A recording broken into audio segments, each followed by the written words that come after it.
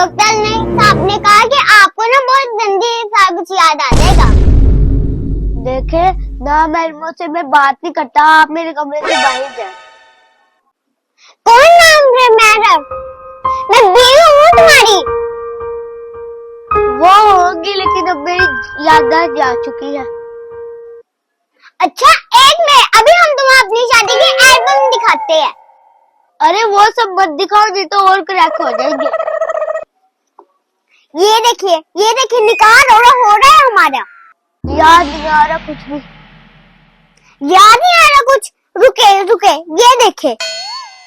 जरा रुके, पीछे पलटिए। कुछ याद आ रहा क्या? ये शबाना है ना? कितनी पतली लग रही है यहाँ पर, अब तो इतनी मोटी हो गई है। ये शबाना है, कोई और है? अरे 100% शबाना है। पीले रंग का गरारा पहना था हमारी शादी पे, ये हम कैसे भूल सकते हैं।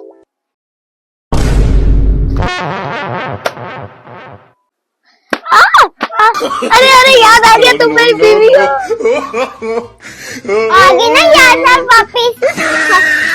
शबाना को देख के खबर तुम्हारा। हाँ?